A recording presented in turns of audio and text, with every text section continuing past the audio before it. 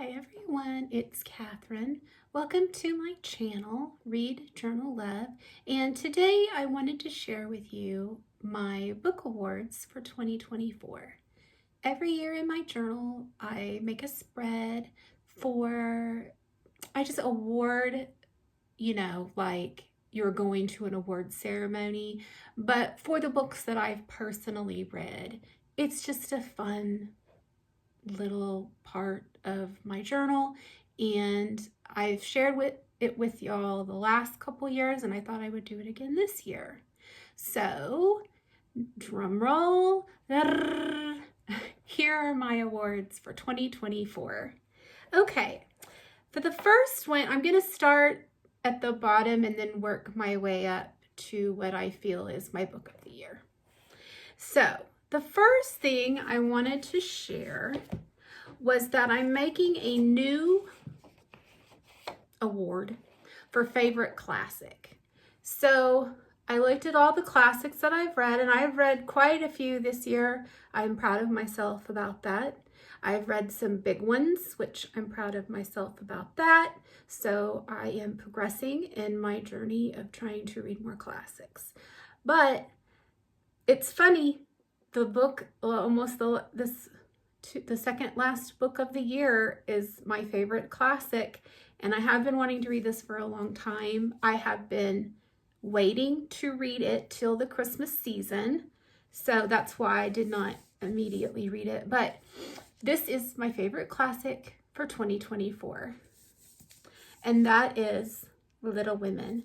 And this is I tried out this Macmillan Collector's Library, and I really like it. It's a little small in print, but I like holding it, and yeah. So I love Little Women, and I will talk more about it when I do my December wrap up. But yes, it will be a lifelong favorite. So and I wanted to say a runner up for my favorite classic would be Uncle Silas by Stéphane Le Fanu. I read that in October and thoroughly enjoyed that Gothic mystery. And I also read The Mysteries of Udolpho, but those would be like my two runners up, I feel. But definitely the winner, 2024 classics read by Catherine, Little Women. Okay, next I have, where's my list? Favorite comic book or graphic novel. Now, my runner-up and winner of this, I've given to church or to a friend at church, so I do not have a copy with me here, but the runner-up, oh no, I do have one. The runner-up is Heartthrobs, The Best of DC Romance Comics. I read this in February. It was a gift from my hubby. I do collect vintage romance comics, and this is a bind-up collection, reprints from the 60s and 70s, and this was actually printed in the 70s, so it is vintage either way you look at it, and they are hilariously funny. I love vintage romance comics. They crack me up sometimes, and I just like the artwork in a lot of them, and yeah. So I do read quite a few graphic novels and comic books through the year, so I'm adding that as a new section for myself, starting this year. Editing Catherine here. I totally forgot to say who won the comic book and graphic novel, and that would go to Corrie ten Boom, The Hiding Place. This was so good. This came out in about April, and I would highly recommend reading this if you enjoy graphic novels and the story of The Hiding Place. Definitely great art and a great adaptation of her story. And then most challenging. This, from here on, these are all from these are awards from previous years. I've just added the two. So most challenging. Runner up for that, I put another classic, modern classic that I've read this year that I liked. I gave it 4 stars, and that is I, Robot by Isaac Asimov. And I really enjoyed I, Robot. And it was I put it as a challenge because I am new to the sci-fi genre, and I do not have a lot of robotic knowledge, as you know, so it was kind of a challenge, but it was thoroughly enjoying. I liked reading this a lot. So, but the winner for the most challenging, I'll have to put a picture up here. This is one I gave to the church, but it's the 90-Day Bible Reading Challenge by Mary DeMuth. And yeah, it says it right there, reading challenge. It took a lot of time, 3 months, about 45 minutes to an hour a day. So it was a sacrifice of time, but it was so worth it. And so I put that as my greatest challenge this year. But it had, I'm sorry, I'm shaking my desk. It did have a lot of benefits, and I would recommend everybody doing it. Next is my best nonfiction that I read.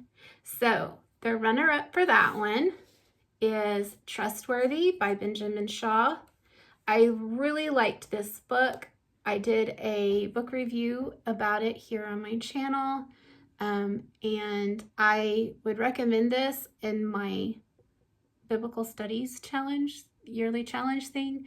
If you need one for textual criticism, this would be a good one because it goes over a lot about the manuscripts and how we can trust the New Testament and what we have in that currently in the New Testament, in the canon. So I would definitely pick this up for that. It's a short read, has lots of good stuff. As you can see, I've got lots of tabs from when I read it. Very, very much liked this book. Then the winner for best nonfiction does not, if you know me, you would not be surprised, but it's Van Gogh Has a Broken Heart by Russ Ramsey. And this is the second book I've read by him, and both of them have gotten 5 stars, but this one was so good. I love art history. I love art, and I learn a lot from observing art and from when I do art myself, if I paint or whatever. It's just it's a medium that is somewhat spiritual for me, like music. And so I really much enjoyed this, and it's looking at suffering and struggles in life as a Christian. And he goes through different artists and their storylines and how they were overcomers, and very good. Very, very, very, very good, if you have any interest in that kind of stuff. Next is my biggest surprise. So I put this in there because there's always some book that like I just take a whim on and I'm just like, wow, you know? And so my runner-up for that, I'm gonna have to put a picture up here because I donated this. And that is Mona Lisa Vanishes by Nicholas Day. This was recommended as the group read for middle grade March this year. And, you know, I got to read it because it's about art, Mona Lisa, and about the heist, and just, it was so good. And it's middle grade, and the art in it is great, and cannot recommend that enough. I liked it so much. I gave that one 4 stars.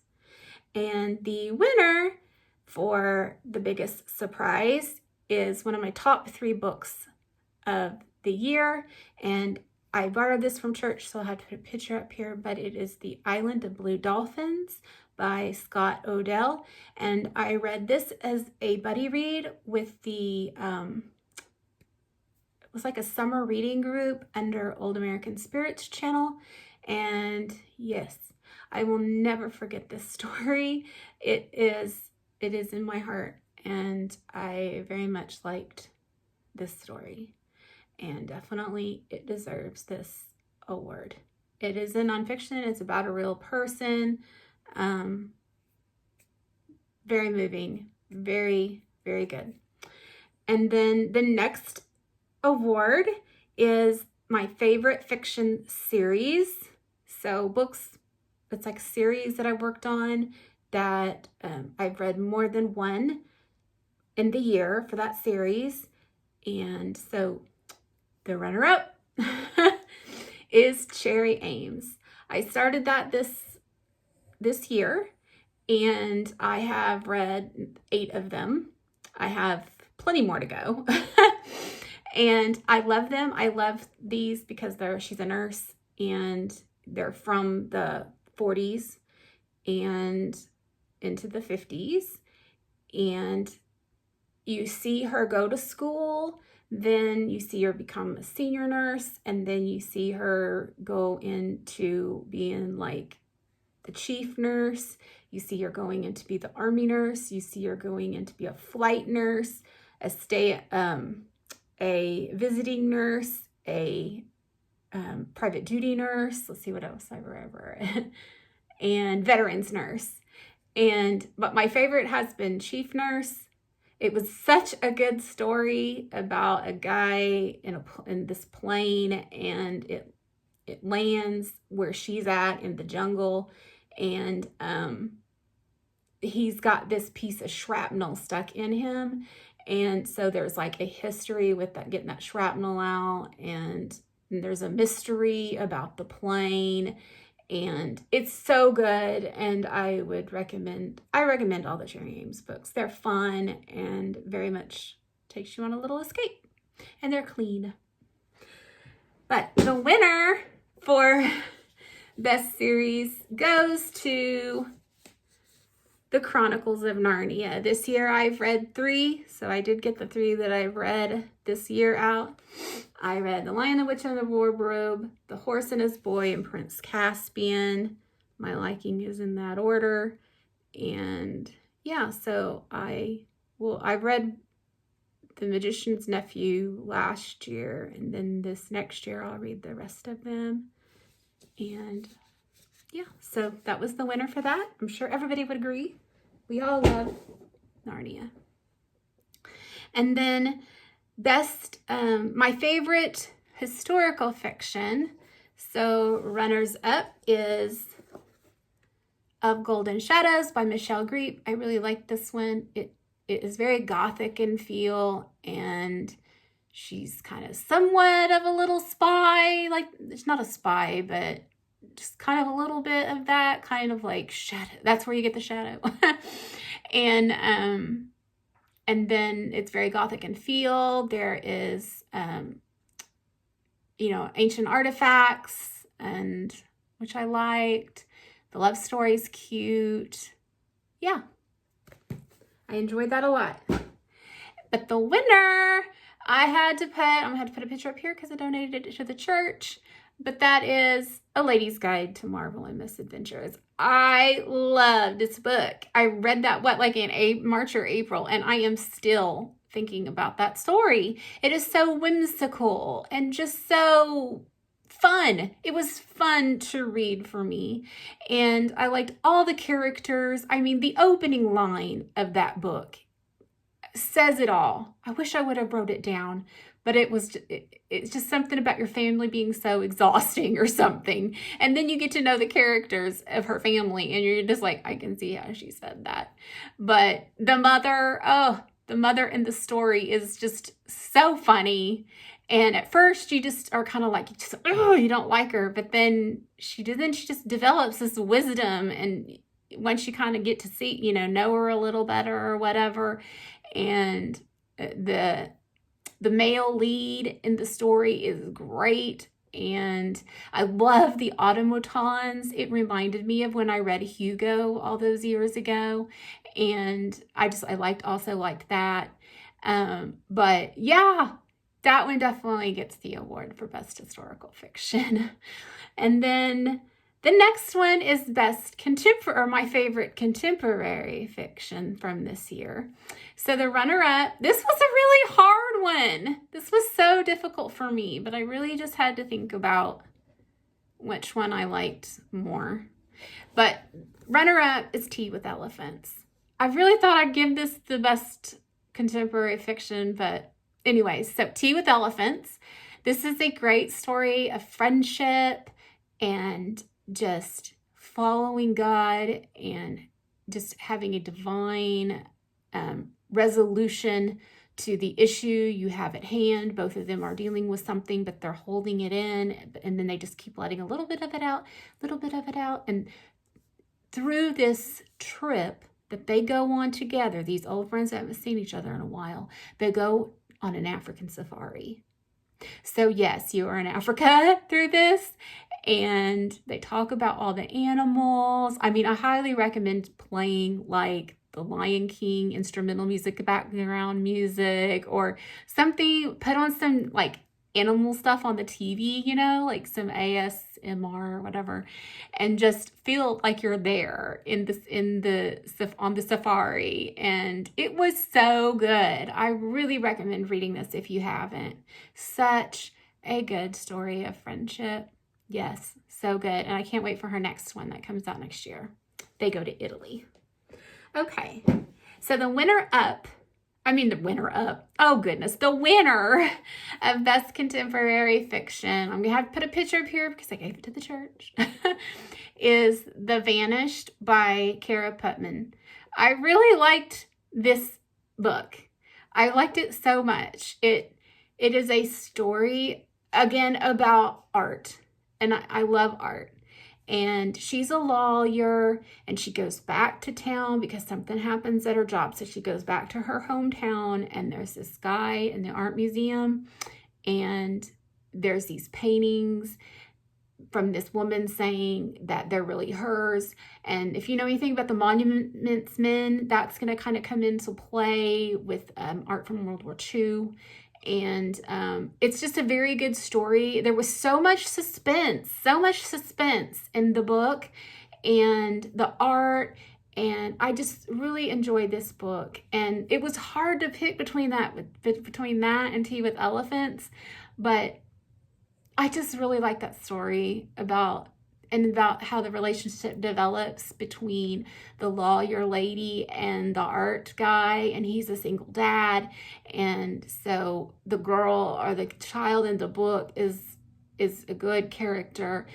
And it also is multi-generational.